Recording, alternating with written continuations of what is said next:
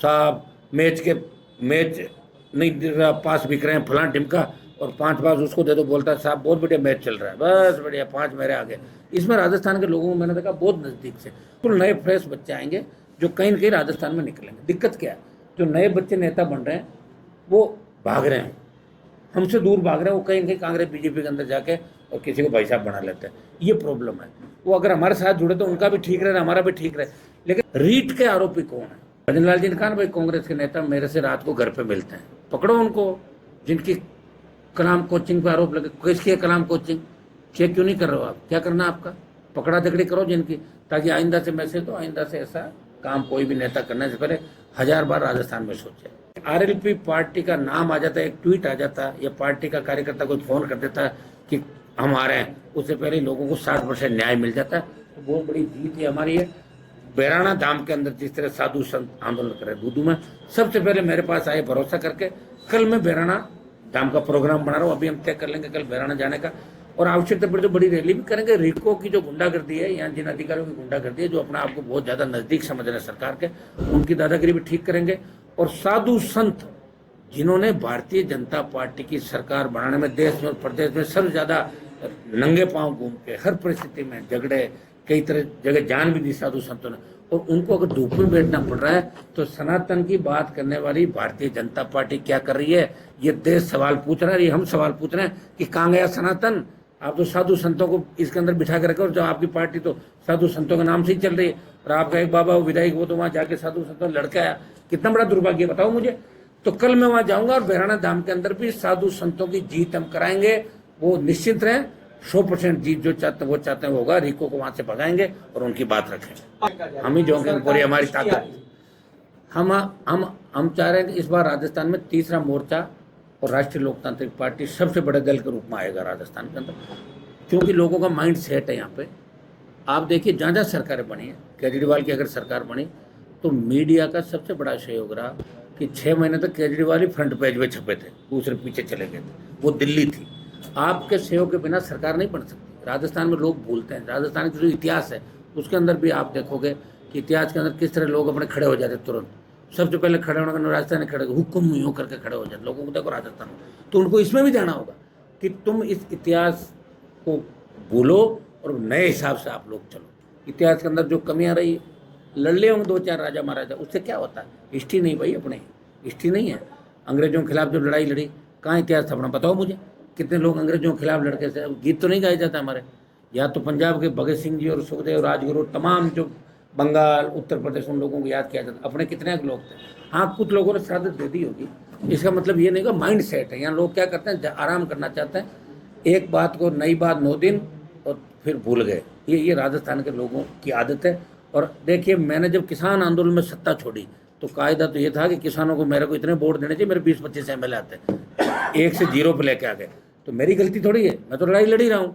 हमारे ऊपर उंगली नहीं उठा सकता राजस्थान का कोई भी व्यक्ति, क्योंकि विपरीत परिस्थिति में सत्ता छोड़ के 25 साल से अगर राजस्थान में कोई लड़ रहा है, कांग्रेस नहीं लड़ रही है। कांग्रेस 5 साल राज में आती है, खूब पैसा खाती है, और वह पैसा पचाती है, विदेश घूमने जाते हैं उनके नेता, फिर आते हैं, फिर जाते हैं। लेकिन राष्ट्रीय लोकतांत्रिक पार्टी और ये व्यक्ति आपके सामने बैठा है जो हमेशा ये कह रहा है कि तीसरा मोर्चा बनाएं, कांग्रेस बीजेपी के खिलाफ जितने भी लोग हैं उनको हम एक मंच पे लाएंगे। हमने प्रयास भी किया, चाहे केवड़ीलाल जी लड़े, जो अकेले थे, उनके साथ कोई नहीं था, तब हनुमान बेनीवाल उनके साथ था, वो मुझे छोड़ के भाग गए वसुंधरा जी के पास। कितनी गालियाँ वसुंधरा जी को उन्होंने दी होगी, अब भूल गए, एक साथ खाना खा रहे हैं। मैं नहीं भूल सकता, मेरा एक बार जिससे झगड़ा हो जाता है वो अंतिम समय तक याद रहता है, ये मेरी आदत है। और मैंने पार्टी बनाई जवान किसान के लिए, जहाँ भी जवान किसान को आवश्यकता होगी मैं आगे खड़ा मिलूंगा। अग्निवीर की लड़ाई भी राष्ट्रीय लोकतांत्रिक पार्टी लड़ रही देश के अंदर। अगर सारे दल मिलके और अग्निवीर के खिलाफ अगर लोकसभा को ठप कर दे 5 दिन, तो अग्निवीर 5 दिन में सब खत्म हो सकता है। लेकिन लोगों को करना नहीं, किसी को मतलब नहीं, और हमें इसलिए करना कि हमारे बच्चे सबसे ज़्यादा राजस्थान, हरियाणा, पंजाब, उत्तर प्रदेश और दिल्ली के बच्चे सबसे ज़्यादा सेना में जाते हैं। इसलिए हमें हमारे बच्चों की चिंता है। लोग अग्निवीर में जाना ही नहीं चाहते, लोग आर्मी का क्रेज खत्म हो गया, सेना का सम्मान जो था, कहीं कहीं सेना ऐसे महसूस कर रही है। CAPF का जो बिल आया, इसे पैरामिलिट्री फोर्स भी हताश है। तो हम ये चिंता करें इस देश की कि आगे देश का क्या होगा, आगे प्रदेश का क्या होगा। हमारे यहाँ कौन सुरक्षित है? आप बताओ, पत्रकार सुरक्षित है? नेता सुरक्षित है? अस्पताल सुरक्षित है क्या? SMS के अंदर आग लग गई, यहाँ तो जो आईसीयू है वो भी सुरक्षित नहीं, एम्बुलेंस सुरक्षित नहीं, थाने सुरक्षित नहीं, जहाँ रेप की घटनाएं हो रही है। आखिर कौन ठीक करेगा राजस्थान को? तो इसके लिए हम सब मिलकर प्रयास कर रहे हैं, और प्रयास ही करता है व्यक्ति। हार जीत तो देखो एक चीज के दो पहलू, एक हार और एक जीत, लेकिन हमारी लड़ाई के अंदर कहीं आपको कोई कमी नजर नहीं आएगी। और आगामी जो हमारा जो संघर्ष या जो रहेगा हमारा, उसका रोड मैप या आगे हम क्या करेंगे, जल्दी मई से बड़े आंदोलन राजस्थान के अंदर, जनहित के मुद्दे, चाहे पेपर लीक के अपराधियों के खिलाफ, भ्रष्टाचारियों के खिलाफ। कितने लोगों को ऐसी भी नहीं पकड़ा कांग्रेस सरकार में, बीजेपी सरकार में, लेकिन अभियोजन स्वीकृति नहीं देते, तो फिर पकड़ने से क्या फायदा? मत पकड़ो आप। और जिसको पकड़ लिया उसको फील्ड पोस्टिंग किस बात की? जब तक उसका ट्रायल पूरी नहीं हो जाए वो पड़ा रहना चाहिए कोने के अंदर, ट्रैप होने के बाद। ये व्यवस्था राजस्थान के होनी चाहिए। आपने जो इंटरव्यू खत्म करने की बात की, मैं भी सहमत हूँ कि दूसरे राज्यों की तर्ज पे एसआई सहित कई ऐसे जो एग्जाम है उनको आरपीएससी इंटरव्यू नहीं होना चाहिए, उनको डायरेक्ट भर्ती से लिया जाना चाहिए, और पारदर्शिता के साथ ऐसी एजेंसियां एग्जाम कराएं जिन पर कभी उंगली नहीं उठे। ये करना चाहिए। थर्ड मोर्चे की बात आती है, राजस्थान एक बड़ा प्रदेश है, दिल्ली एक छोटा प्रदेश है, क्या आपको लगता है इतने बड़े प्रदेश को आरएलपी कवर कर पाएगी 2028 तक? कवर तो कर ही रखा मैंने तो 70 सीटों में। कवर किसको मानते हो आप? 10,000, 20,000, 50,000, लाख, 70 पे तो लड़ी ली है। पिछली बार में अलायंस पे थे 125 पे लड़ लिए।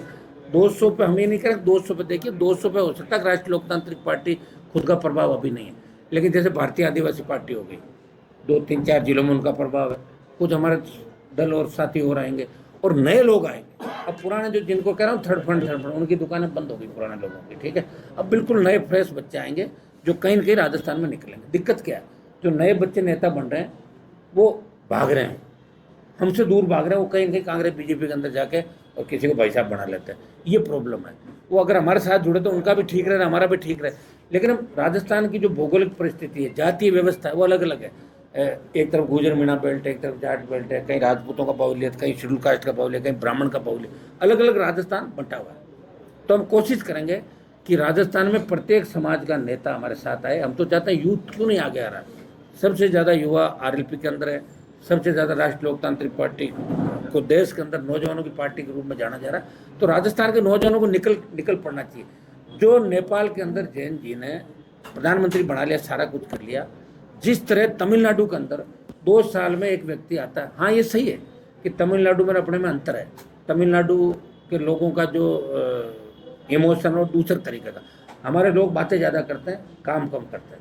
थोड़ा सा देखो राजस्थान के लोग क्या होते हैं, खाओ पियो सो जाओ, इसमें ज़्यादा रहे आज तक। ये 70 साल हमने देखा, लोग बातें करेंगे बड़ी बड़ी, थोड़ी देर बाद सेट होकर चले जाएंगे पार्टी बदल के, ये कर दो वो कर दो, उसको संतुष्ट कर दो साहब, मैच नहीं दिख रहा, पास बिक रहे हैं फलां टिमका, और 5 पास उसको दे दो, बोलता है साहब बहुत बढ़िया मैच चल रहा है, बस बढ़िया 5 मेरे आगे। इसमें राजस्थान के लोगों को मैंने देखा बहुत नज़दीक से, और बड़े नेताओं को मैंने देखा किस तरह खुद के बच्चे का MBA में एडमिशन करा दो, मेडिकल में करा दो, कह रहे साहब इससे बढ़िया तो सरकार ही नहीं, वाह वाह वाह क्या सरकार है, मेरे बच्चे का एडजस्टमेंट हो गया। बस इतने में राजस्थान के लोगों ने किया। और इसीलिए राजस्थान में जब आंदोलन हुआ तो पहला गुर्जर आरक्षण आंदोलन हुआ राजस्थान, और हरियाणा का जाट आरक्षण, दो ही आंदोलन हुआ जिसमें सबसे ज़्यादा सादती लोग हुए। उसके बाद राजस्थान पर ध्यान गया लोगों का कि राजस्थान के लोग लड़ाके। पार्टी तो 66 साल बाद मैंने बनाई राजस्थान में, जो 10 साल तक है आरएलपी, 66 साल बाद हनुमान बेनीवाल और नौजवानों किसानों पार्टी में, उसके बाद बनी भारतीय आदिवासी पार्टी। तो 2 ही पार्टियां बनी राजस्थान की, लोक दल, जनता दल, दम की पार्टी। ये पार्टियां तो बाहर की थी, यूपी हरियाणा के लोग उनके अध्यक्ष थे, वहाँ से झंडा आता था, डंडा आता था, उसको लेके घूमते थे राजस्थान के लोग। ये मैं राजस्थान के लोगों को जगा रहा हूँ कि वो उठो और अपनी व्यवस्था को बदलो, और नहीं बदलोगे तकलीफ खुद पाओगे। हम तो पा ही रहे हैं भाई, राजस्थान के अंदर अगर जन्म लिया है तो राजस्थान के अंदर राजस्थान के लोगों की सेवा करते करते अगर 0 भी रिजल्ट आए तो भी हम परवाह नहीं करते। 28 तक हम लड़ाई लड़ेंगे, प्रयास करेंगे कि तीसरा मोर्चा भी बने, सारा कुछ हो, और हम सबको साथ लेकर चलना चाहते हैं। पिछली बार अगर मैं कांग्रेस पार्टी से अलायंस कर लेता तो बीजेपी नहीं आती सत्ता के अंदर, लेकिन मैंने कमिटमेंट किया था कि कांग्रेस बीजेपी से हम अलायंस नहीं करेंगे और हम अकेले लड़ेंगे, और अकेले ही लड़े। वोट हमारे 1 लाख बढ़े, लेकिन सीटें कम हो गई। और अब की बार पहले दिन से आपने देखा होगा कि चुनाव जीतने हारने के बाद पहले दिन से कोई आदमी सड़क पर आपको लड़ता हुआ नजर आ रहा है, जिसकी लोकसभा में भी 100% उपस्थिति है, जिसके पार्टी के नौजवान हर जगह हर मामले के अंदर जाके न्याय दिलाने के लिए खड़े होते हैं। और आज राजस्थान में ये स्थिति हो गई कि आरएलपी पार्टी का नाम आ जाता है, एक ट्वीट आ जाता है, या पार्टी का कार्यकर्ता कोई फ़ोन कर देता है कि हम आ रहे हैं, उससे पहले लोगों को 60% न्याय मिल जाता है। तो बहुत बड़ी जीत है हमारी है।